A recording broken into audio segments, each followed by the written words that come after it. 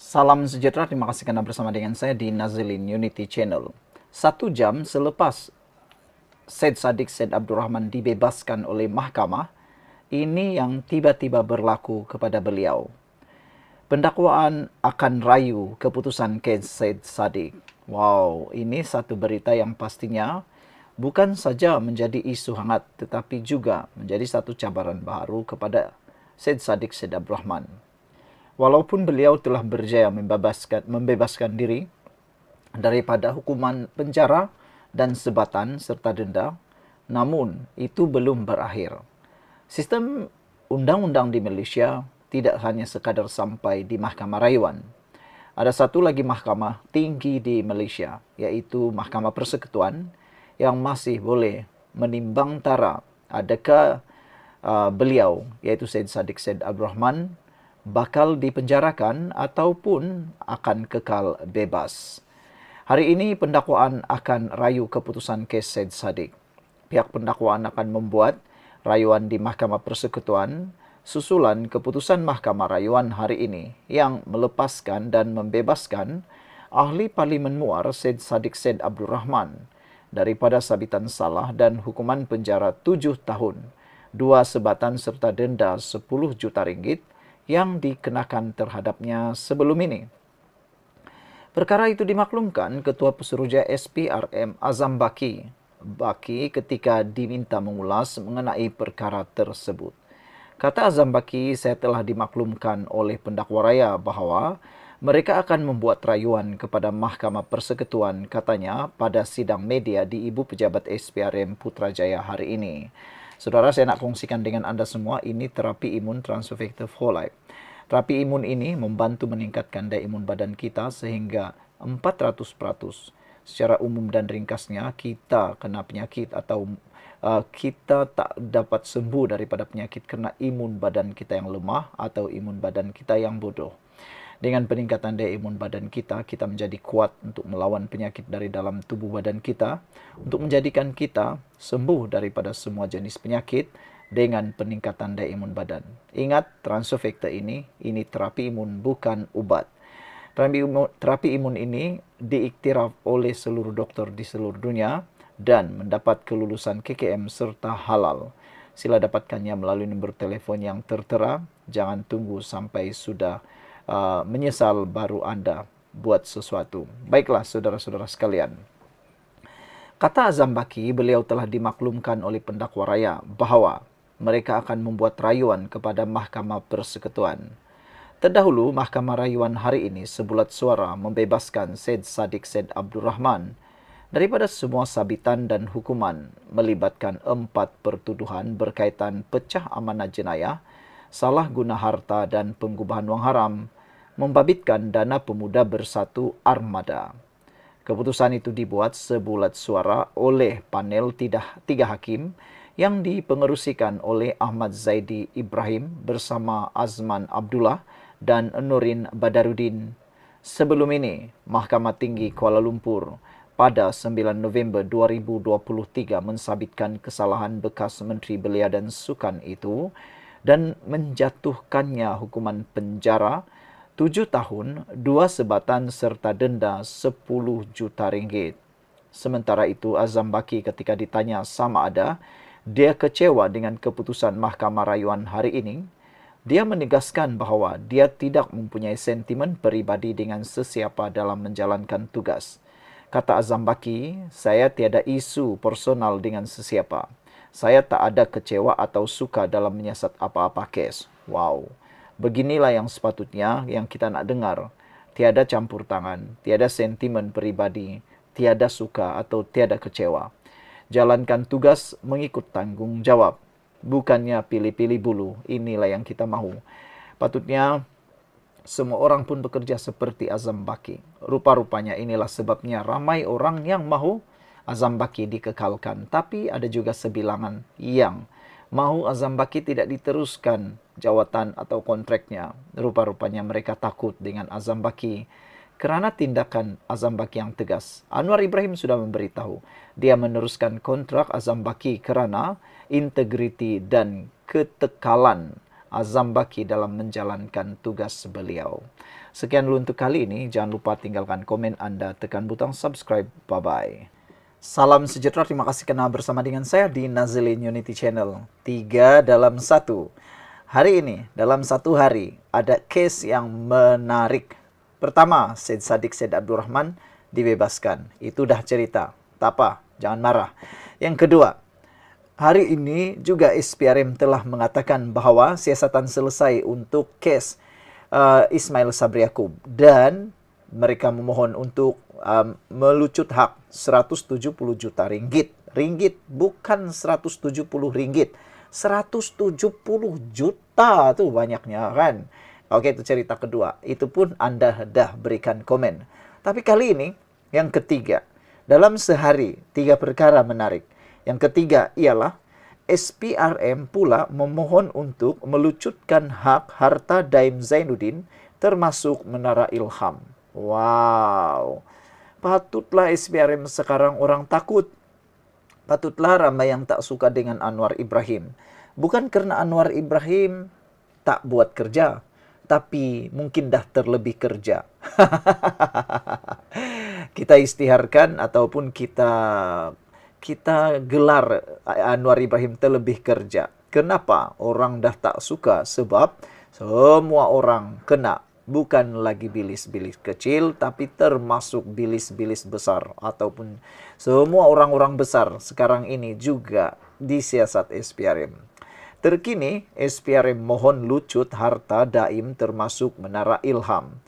Yang kita sangka selama ini tak boleh disentuh lagi, akhirnya melalui SPRM yang reformasi ini, akhirnya semua orang yang kelihatan seakan-akan kebal, kini tidak kebal lagi. SPRM membuat beberapa permohonan bagi melucut hak beberapa harta milik Allahyarham Daim Zainuddin dan istri serta proksi mereka termasuk Menara Ilham.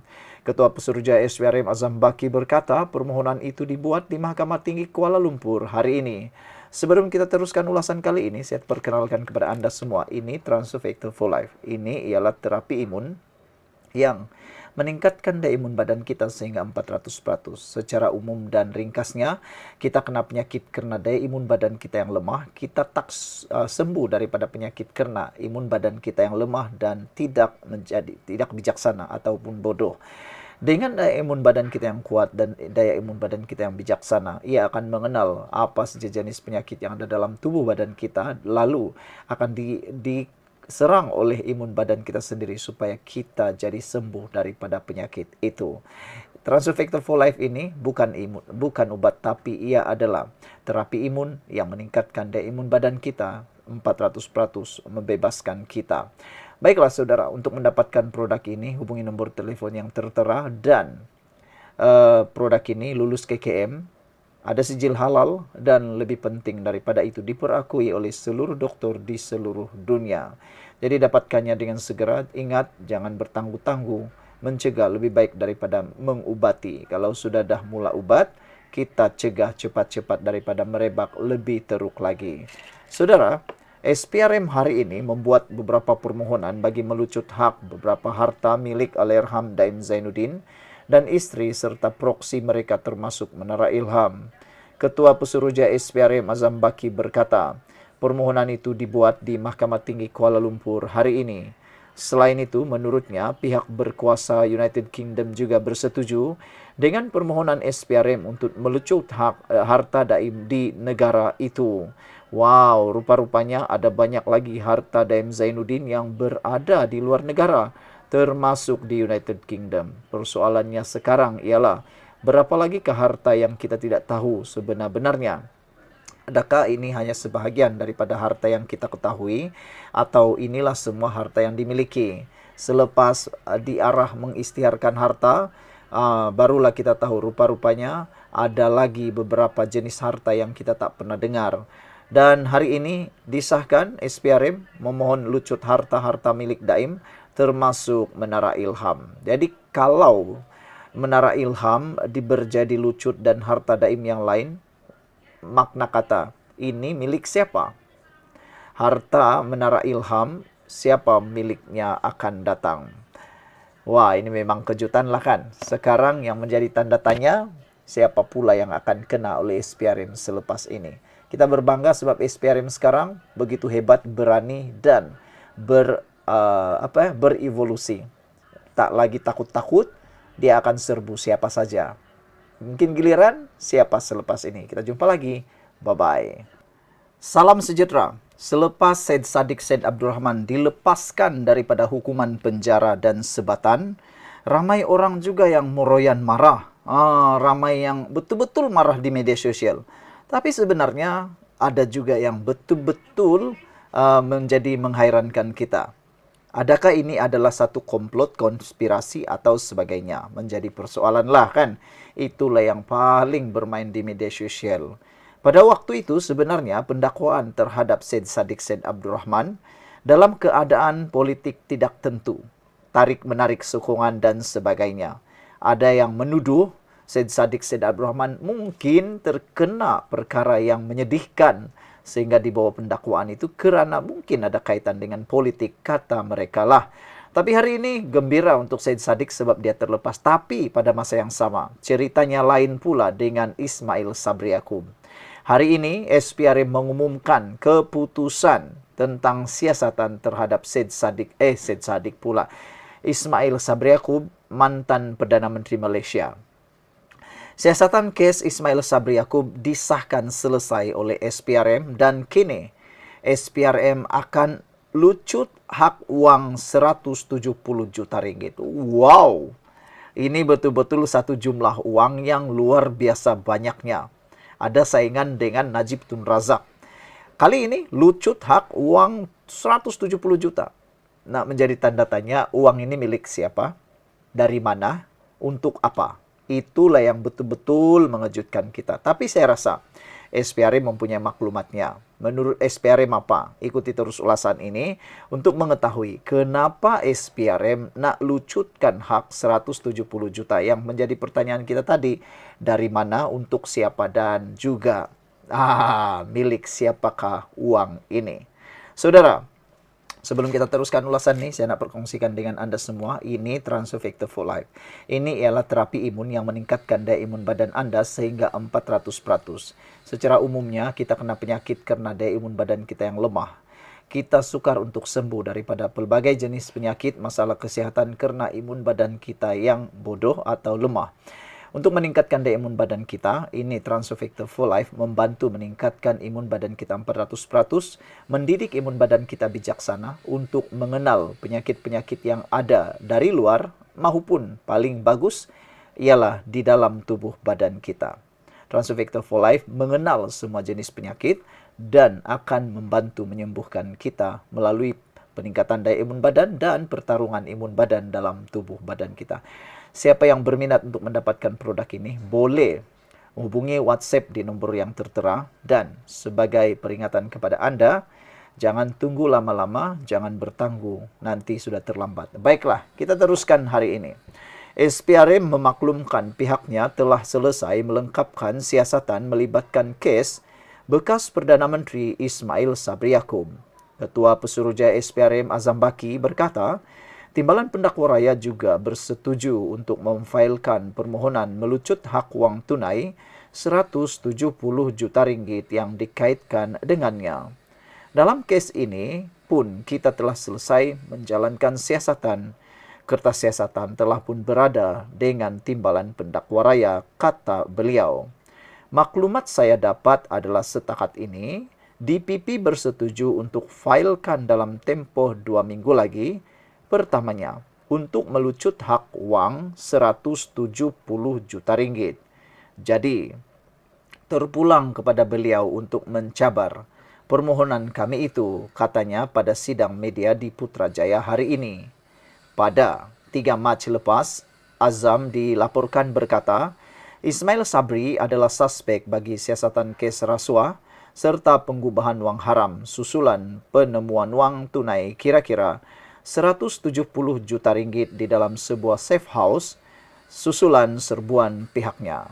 SPRM juga dilaporkan menyita 13 akaun membabitkan nilai lebih 2 juta ringgit bagi membantu siasatan kes berkenan.